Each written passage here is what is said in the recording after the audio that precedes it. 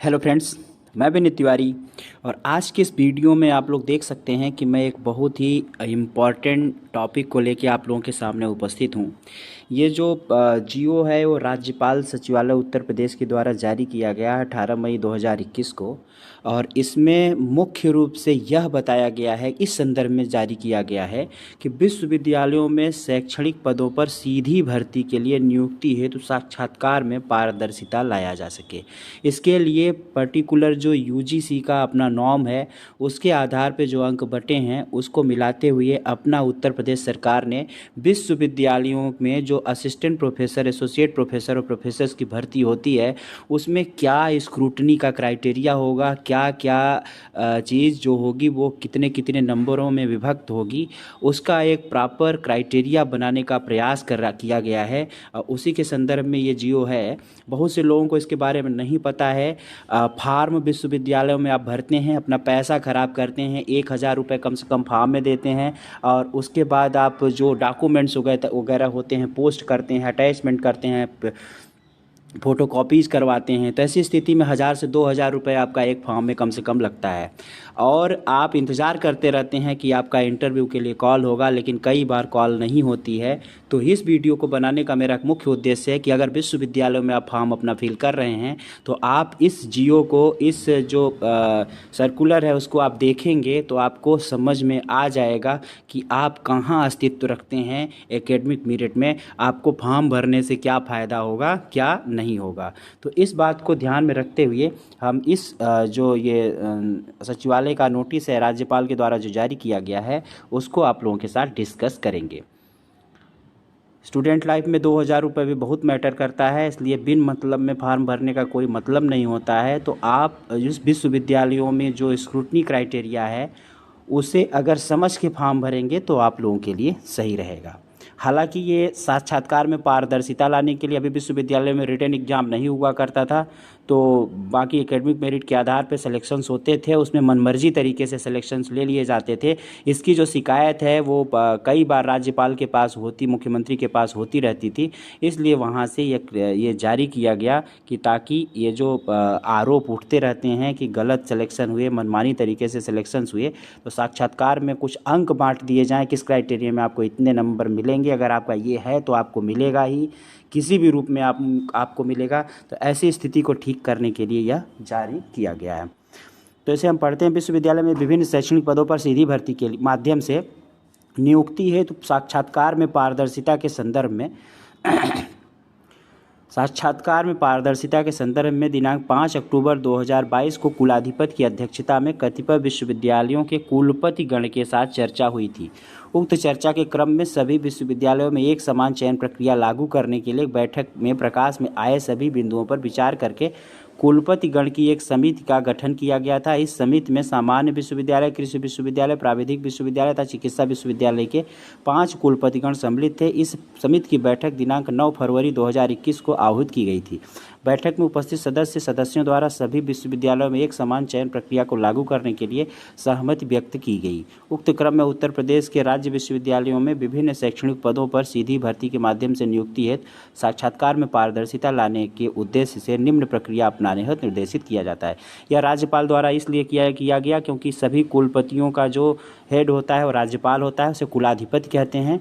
तो कुलपति लोग उन्हीं के मार्गदर्शन में कार्य करते हैं, इसलिए यह कमेटी बनी 5 लोगों के द्वारा। यह जो है असिस्टेंट प्रोफेसर, ये आप देख सकते हैं सहायक आचार्य लिखा हुआ है, सहायक आचार्य अर्थात असिस्टेंट प्रोफेसर। असिस्टेंट प्रोफेसर के लिए ये क्राइटेरिया बनी। स्नातक, स्नातकोत्तर, एमफिल तथा समतुल्य डिग्री के आधार पर बेसिक एकेडमिक जो स्कोर है वो 20 अंक तक जाएगा मैक्सिमम। आपका परसेंटेज जो है, परसेंटेज कम रहेगा तो कम नंबर पाएंगे, उसका क्राइटेरिया नीचे दिया हुआ है, उसे दिखाते हैं। यह 20 नंबर इसमें मैक्सिमम आप पाएंगे। विश्वविद्यालय अनुदान आयोग द्वारा निर्धारित व्यवस्था के अनुसार ये पीआई स्कोर, इसमें आप 30 अंक प्राप्त करेंगे। विषय की जानकारी का आपका 20 अंक होगा, 70 नंबर हो गए। शिक्षण कौशल की जानकारी, ऑनलाइन टीचिंग जो आईसीटी से रिलेटेड है, कंप्यूटर का ज्ञान जो है उसमें आप ठीक से प्रोजेक्टर पे पढ़ा पा रहे हैं कि नहीं पढ़ा पा रहे हैं, ऑनलाइन माध्यम से आपकी टीचिंग कराई जाए करा पा रहे हैं कि नहीं कर पा रहे हैं, इसके 20 अंक हैं। और 10 अंक सिर्फ साक्षात्कार के हैं। साक्षात्कार की बात जहाँ तक की जाए तो 10 अंक साक्षात्कार के हैं, जिसमें 5 नंबर किसी भी हालत में आपको देना होता है। तो ये 5 नंबर आपके हाथ में नहीं है, बाकी सभी आपके हाथ में है। और दूसरे तरीके से अगर देखा जाए तो ये जो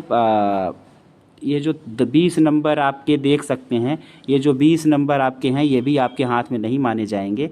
ये शिक्षण कौशल की ऑनलाइन जो जानकारी है, इसमें जो एक्सपर्ट रहते हैं, जो वाइस चांसलर होते हैं, वो अपने हिसाब से ही चीज़ें करते हैं। इसमें आपको कहा जा सकता है कि आपने शिक्षण अच्छे से नहीं किया भाई, क्योंकि ये सब्जेक्टिव मैटर है। तो ये 20 नंबर आपके हाथ में भी नहीं होता, लेकिन इसमें भी तब भी आपको 10 नंबर कम से कम तो मिलेगा ही।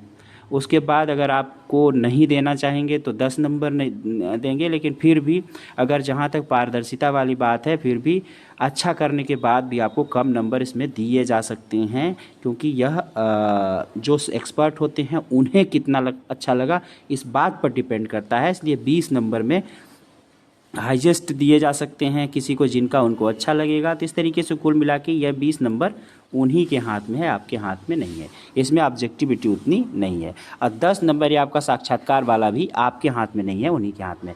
तो कुल 30% नंबर उनके हाथ में चला जाता है, 70% नंबर आपके हाथ में रहता है। तो इस तरीके से, लेकिन फिर भी ये क्राइटेरिया 5 बन गई है, तो इसी के आधार पर नंबर उनको देना है, अपने मनमर्जी नहीं दे सकते। पॉइंट 2 पढ़ते हैं। प्राप्त आवेदन पत्रों की जाँच के लिए एक समिति का गठन की जाएगी। जैसे आवेदन पत्र जाएंगे, 2 सीटें हैं, 100 आवेदन पत्र जाएंगे, तो उसमें स्क्रूटनी कैसे की जाएगी? तो इसमें जो समस्त आवेदन पत्र होंगे उसकी जांच के लिए बेसिक एकेडमिक स्कोर तथा एपीआई स्कोर की गणना सुनिश्चित करने के लिए एक स्क्रूटनी कमेटी बनेगी।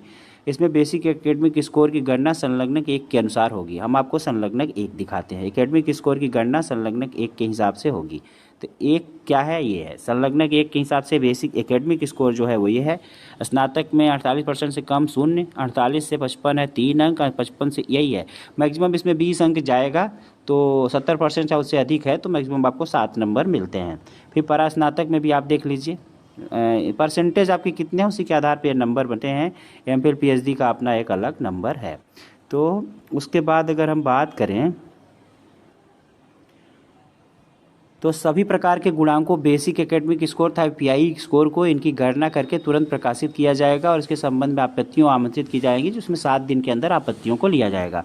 सभी आपत्तियों ईमेल के माध्यम से प्राप्त की जाएंगी। इसके लिए रिक्त पदों के विज्ञापन के समय ही एक ईमेल आईडी प्रकाशित की जाएगी। निर्धारित अवधि में यदि किसी अभ्यर्थी को कोई आपत्ति प्राप्त होती है तो इसका निराकरण करके संशोधित गुणांक प्रकाशित किया जाएगा। यह कार्य समीक्षा समिति द्वारा निष्पादित किया जाएगा। सभी अभ्यर्थियों का डोमेन नॉलेज का आकलन करने के लिए ऑब्जेक्टिव टाइप लिखित परीक्षा ली जाएगी। लिखित परीक्षा का आयोजन इस प्रकार होना चाहिए कि इसमें पूरी पारदर्शिता हो और परीक्षा आयोजन के तत्काल बाद संभव उसी दिन उसका परिणाम घोषित किया जाए। प्राप्तांक तत्काल प्रकाशित किया जाएगा और इसके संबंध में यदि आपत्तियां आमंत्रित की जाएंगी, आपत्तियां प्राप्त करने हेतु 3 दिन का समय दिया जाएगा। तो यह आपत्तियां से रिलेटेड है। उसके बाद अगर हम बात करें तो basic academic score API score तथा लिखित परीक्षा के समेकित स्कोर के आधार पर विश्वविद्यालय के परीक्षा नियंत्रक द्वारा एक मेरिट लिस्ट बनाई जाएगी। 7 नंबर में विश्वविद्यालय के परीक्षा नियंत्रक द्वारा इस मेरिट लिस्ट के उपलब्ध रिक्तियों के सापेक्ष एक पद हेतु अधिकतम 10 गुना था, उसके बाद प्रत्येक पद हेतु अधिकतम 5 गुना अभ्यर्थियों को वरीयता क्रम के आधार पर अंतिम चरण के लिए शॉर्ट टेस्टिंग की जाएगी। उपरोक्तानुसार शॉर्ट लिस्टेड अभ्यर्थियों की टीचिंग स्किल की परीक्षा ली जाएगी। इस हेतु शॉर्ट लिस्टेड अभ्यर्थियों को नियत तिथि पर आमंत्रित किया जाएगा तथा प्रत्येक को एक विषय दिया जाएगा जिस पर उनके द्वारा पावर पॉइंट प्रेजेंटेशन दिया जाएगा। इसके आधार पर 15 से 20 छात्रों की उपस्थिति में विषय का प्रस्तुतिकरण होगा। पावर पॉइंट प्रेजेंटेशन तैयार करने की प्रक्रिया तथा प्रस्तुतिकरण कार्रवाई चयन समिति के सदस्यों की उपस्थिति में संपादित की जाएगी। तो मुख्य रूप से यही है कि यही 20 नंबर का है जो आपके हाथ में नहीं है।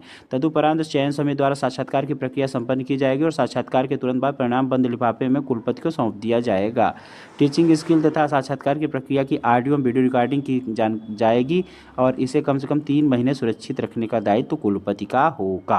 आप यहाँ पर देखिए सह आचार्य और आचार्य का दिया है, इससे हमको बताना नहीं है। एसोसिएट प्रोफेसर और प्रोफेसर का है, कुल मिलाकर मुझे असिस्टेंट प्रोफेसर का ही बताना था। तो इसे आप लोग देख सकते हैं। मुख्य रूप से ये राज्यपाल महोदय द्वारा उत्तर प्रदेश के जो विश्वविद्यालय हैं उसमें सिलेक्शन के लिए ये एक क्राइटेरिया बनी है। अब वर्तमान में इसी नियम के आधार पर चयन होते हैं। तो वीडियो को लाइक करिए, सब्सक्राइब करिए और नेक्स्ट वीडियो मिलेंगे। तब तक के लिए थैंक यू।